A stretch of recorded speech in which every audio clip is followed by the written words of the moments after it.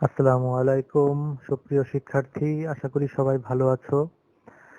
আজকে আমরা আলোচনা করতে এসেছি আমাদের অনার্স ফার্স্ট ইয়ার অ্যাকাউন্টিং এর প্রিন্সিপাল অফ ফিনান্স নিয়ে। প্রিন্সিপাল অফ ফিনান্সের একটি অধ্যায়, যেটি আজকে এর আগে আমরা আলোচনা করেছিলাম, এবং সেই অধ্যায় থেকে আমাদের পরবর্তী আলোচনা আজকে আমরা আবার শুরু করব। আমাদের আলোচনা নিয়ে আজকে আমরা এসেছি সেই অষ্টম অধ্যায়, যেটার নাম ছিল মূলধন বাজেটিং কৌশল সমূহ, যেটা সম্পর্কে এর আগে আমরা একটি ক্লাস সংগঠিত করেছি। সেই মূলধন বাজেটিং কৌশলের পরবর্তী যেই অংশটুকু আছে, যেই সূত্রগুলো আছে, যেগুলো সেদিন আলোচনা করা হয়নি, সেই বিষয়গুলো আজকে আমরা আবার নতুন করে আলোচনা করব এবং আলোচনা করে শেষ করব। আজকের আলোচনার বিষয় তিনটি: এক, ইন্টারনাল রেট অফ রিটার্ন বা আইআরআর, প্রফিটাবিলিটি ইন্ডেক্স এবং নিট প্রফিটাবিলিটি ইন্ডেক্স।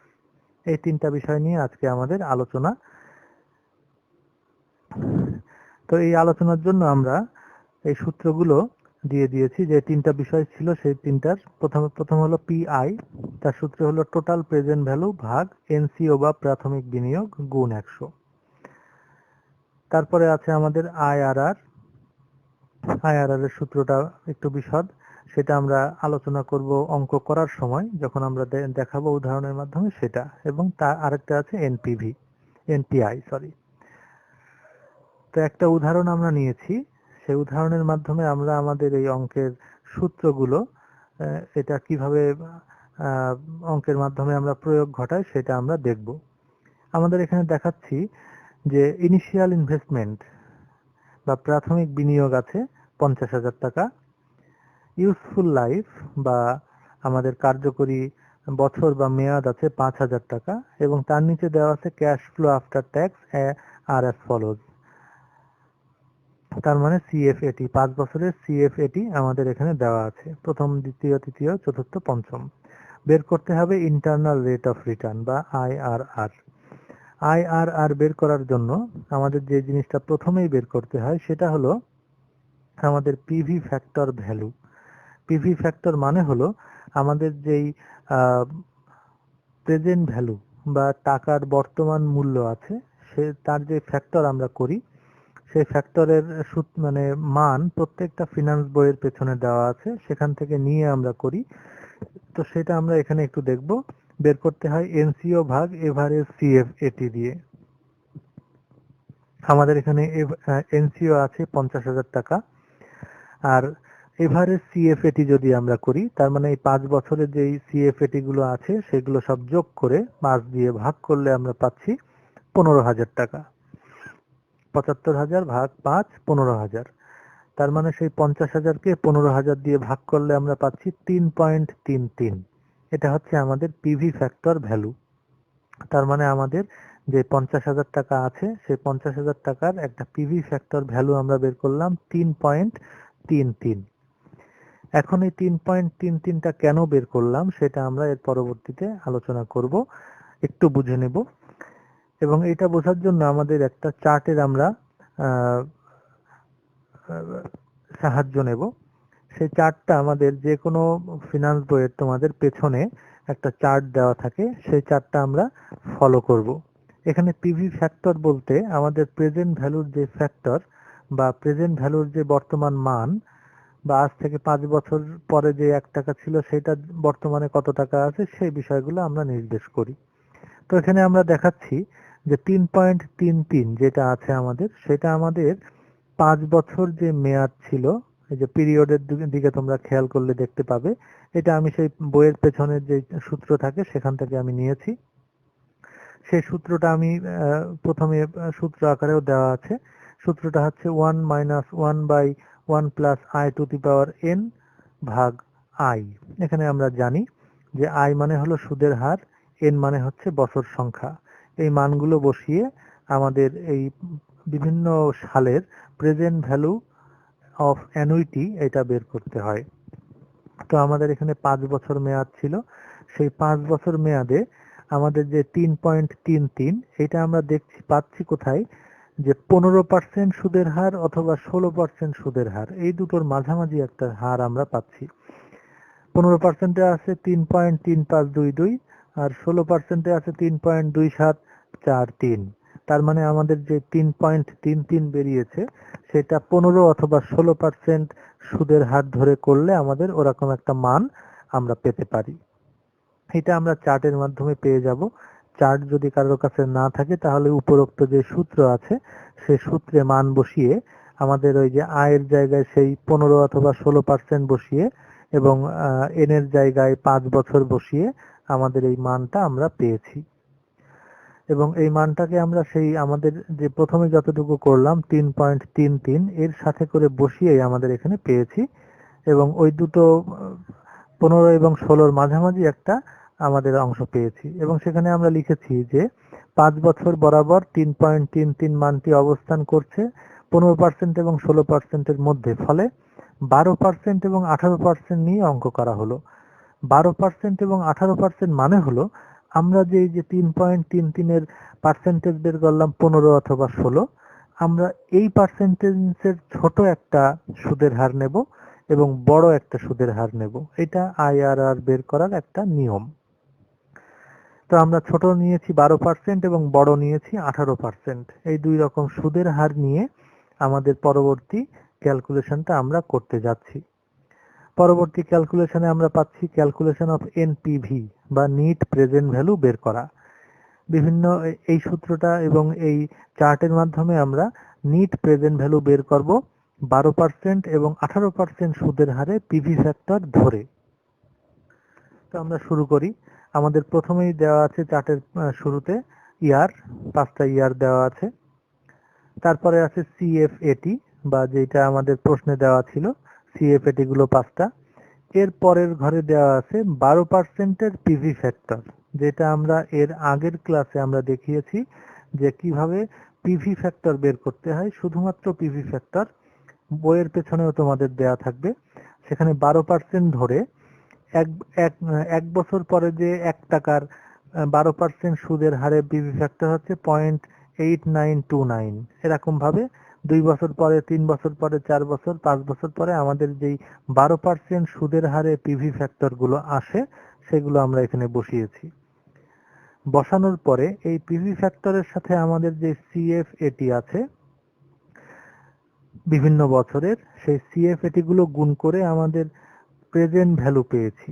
তার মানে এই যে প্রথম বছরে 10,000 টাকার যে সিএফএটি ছিল সেই সিএফএটিটাকে গুণ করে আমরা পেয়েছি 8,929 টাকা পিভি ফ্যাক্টরের সাথে গুণ করে। দ্বিতীয় বছরে পেয়েছি 9,566 টাকা, যেটা ছিল সিএফএটি 12,000 টাকা।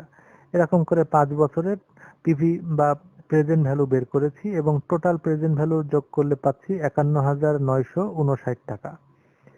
আমি আবার বলি, সিএফএটি গুলোর সাথে পিভি ফ্যাক্টর গুণ করে প্রেজেন্ট ভ্যালু পেয়েছি, সে প্রেজেন্ট ভ্যালুর টোটাল করে পেয়েছি 51,959 টাকা। এখান থেকে আমাদের বাদ দিতে হবে এনসিও বা প্রাথমিক বিনিয়োগ, যেটা ছিল 50,000 টাকা।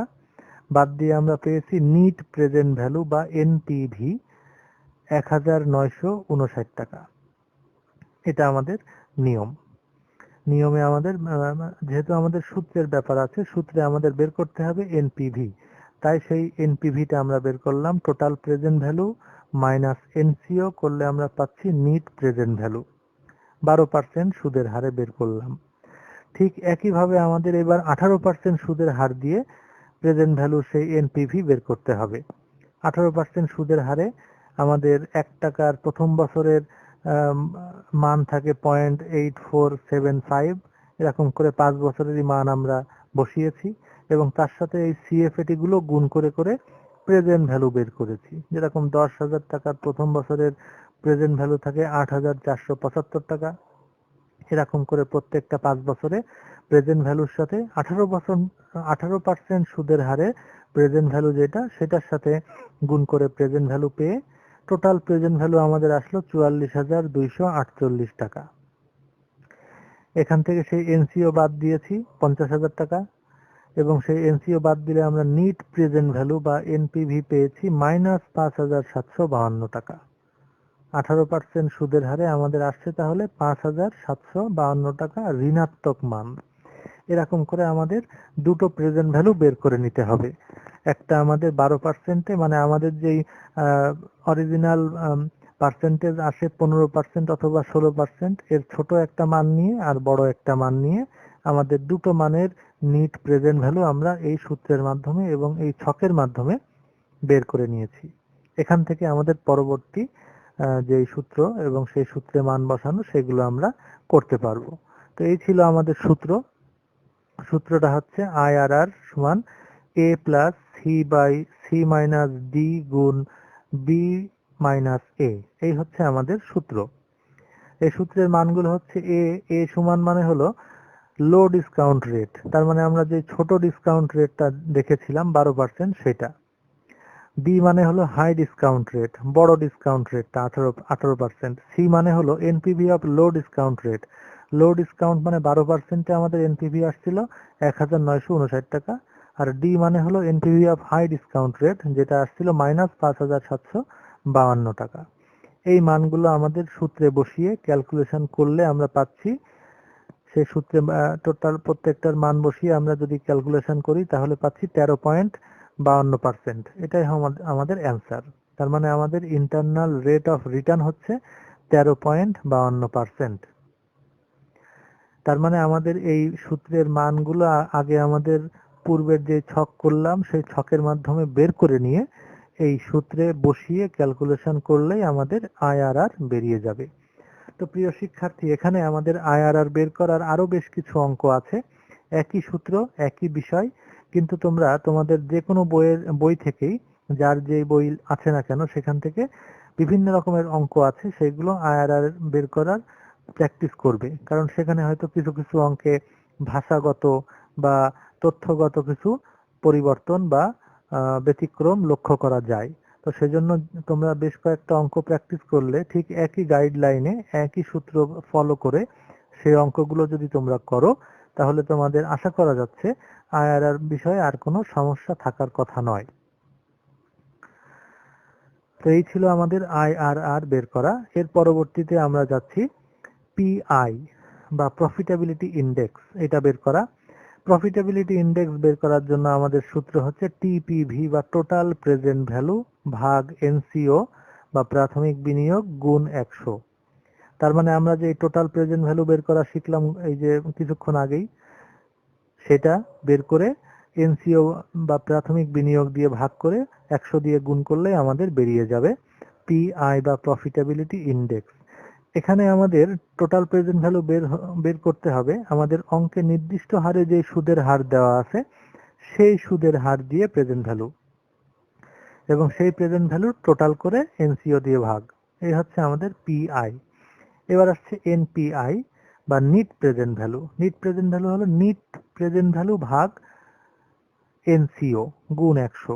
তার মানে আমাদের সেই অঙ্কে প্রদত্ত যেই সুদের হার আছে সেই সুদের হার অনুযায়ী টোটাল প্রেজেন্ট ভ্যালু বের করার পরে নিট প্রেজেন্ট ভ্যালু বাদ দিয়ে যে নিট প্রেজেন্ট ভ্যালু পাচ্ছি, নিট ক্যাশ আউটলে বাদ দিয়ে যে নিট প্রেজেন্ট ভ্যালু পাচ্ছি, সেটাকে আমি এখানে উদাহরণস্বরূপ প্রথমটা দিয়েছি, সেটাকে সেই প্রাথমিক বিনিয়োগ দিয়ে ভাগ করে 100 দিয়ে গুণ করলে পাচ্ছি আমাদের নিট প্রফিটেবিলিটি ইন্ডেক্স বা এনপিআই।